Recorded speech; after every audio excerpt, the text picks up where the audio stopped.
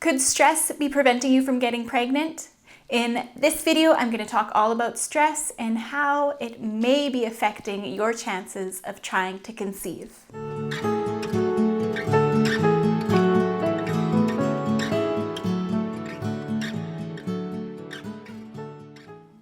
Hi, my name is Susan and this is the Oslims. Thank you so much for joining me today. Today I'm talking about stress and how that affects you when you are trying to conceive and if it may be reducing your chances of getting pregnant. So stress is one of those things that when you're trying to conceive and maybe you've told other people that you're trying to have a baby and it's not really working out for you yet, a lot of the time, other people will say, like, just don't worry about it, quit stressing, and it'll happen. And that is totally annoying to hear from people. Like, how can you quit stressing about something that you're thinking about all the time?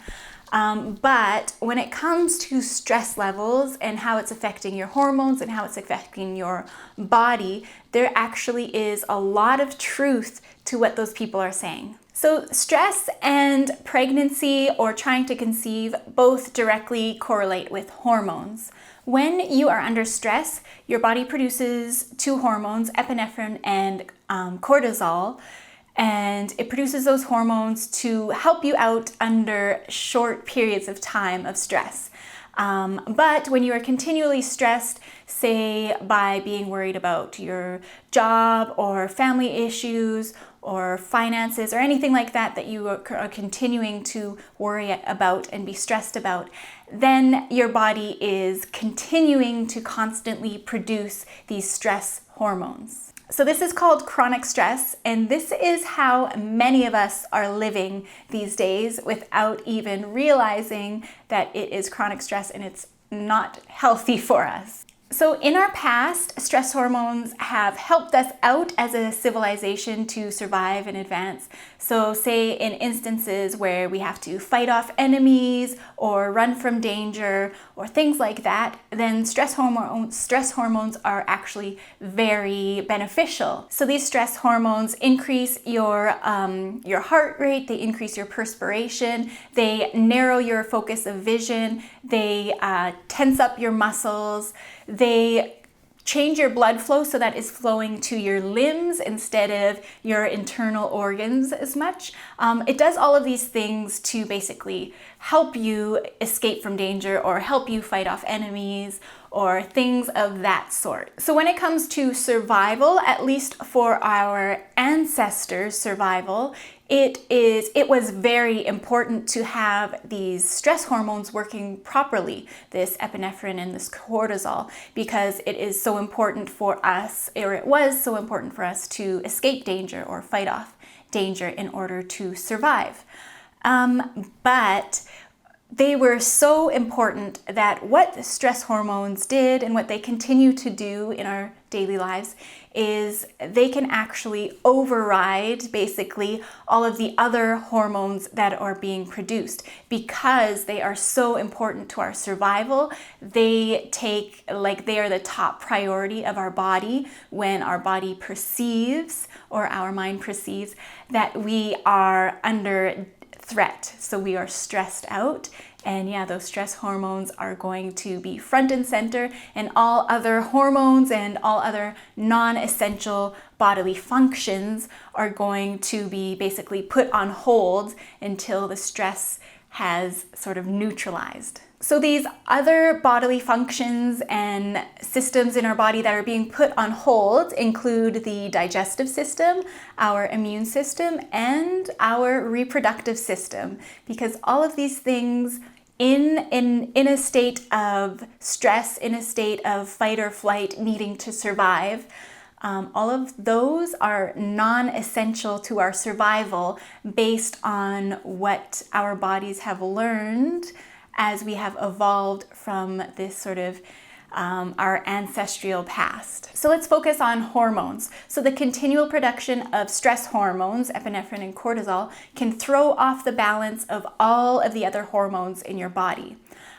So it can affect your hypothalamus, which can affect your ovaries, And it might even turn out that your ovaries, that you ovulate later than usual, or sometimes not even at all, because of these high levels of chronic stress hormones.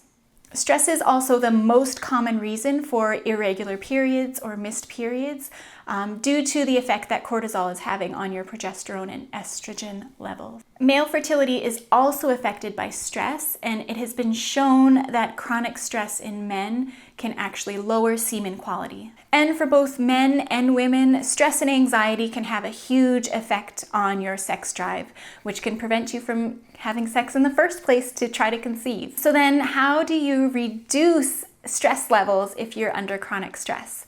Well, first you have to get really serious about wanting to reduce stress levels, because if you're under chronic stress, you've basically made being stressed out a habit.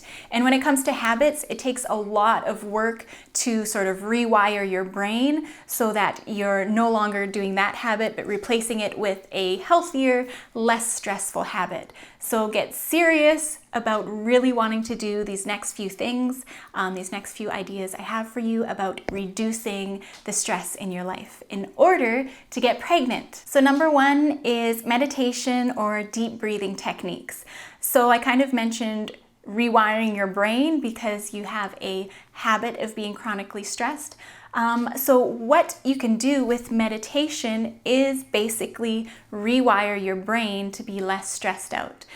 So all this is doing is, take some time every single day to sort of be in silence, just listen to your breathing in and out, and just get used to sort of not really thinking of anything at all, just allowing yourself to be relaxed and listen to your breath. So doing this every single day is actually going to have an effect on your brain because you're building up this sort of habit, rewiring your brain, and after a period, let's say 30 days or longer of doing this, you will find that you will be less stressed even during stressful situations. Number two is exercise regularly. So I know, we hear this all the time, you got to exercise, but there is something really important about exercising, especially cardio exercising, so like running, that sort of thing. So any cardio exercise actually helps to burn off the extra cortisol that is built up in your body. So this is how our ancestors did it. They get the high stress cortisol levels when they're in danger and they run or they are fighting off their enemies, and that physical activity is actually burning off that cortisol that is produced. So it still applies to us today in this modern world. If you do that physical activity, it is going to help burn off those stress hormones. And then the added benefit, of course, of doing cardio or possibly other physical activities as well is that it can increase the levels of serotonin in your brain, which is the feel-good hormones. Number three is getting plenty of sleep. So getting enough sleep will help to repair and restore your body.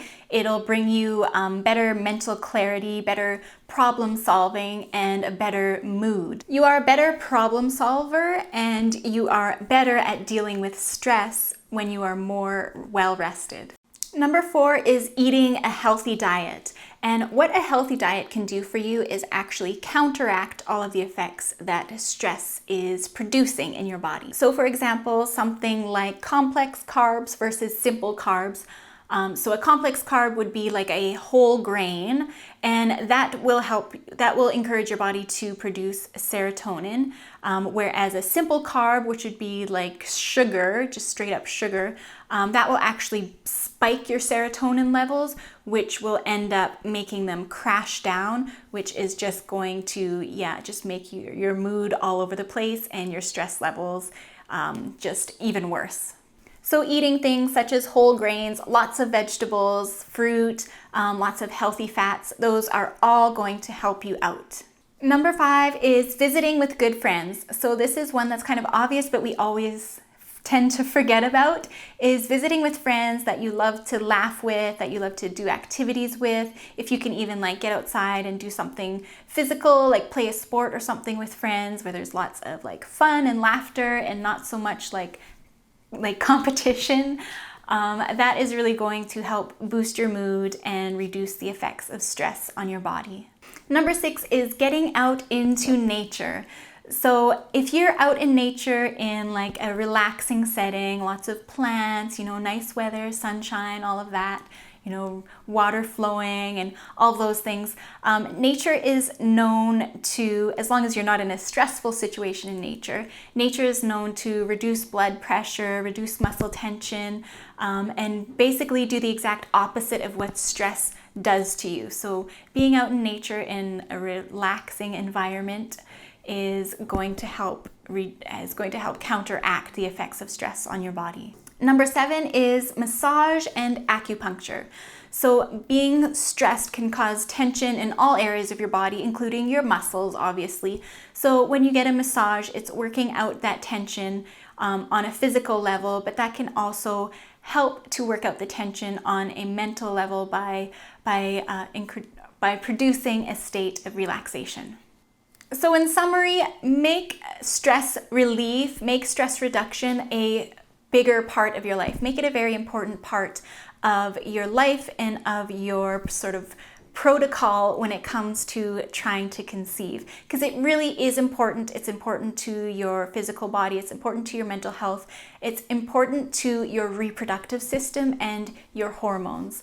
So yeah, like people always say, even though it's totally annoying when they say it, try to stress less or really work on your stress levels, because once you are more relaxed and your hormones are balanced because of that, then trying to conceive is going to be a lot easier journey for you. So thank you for watching this video. I will see you all again soon. Bye.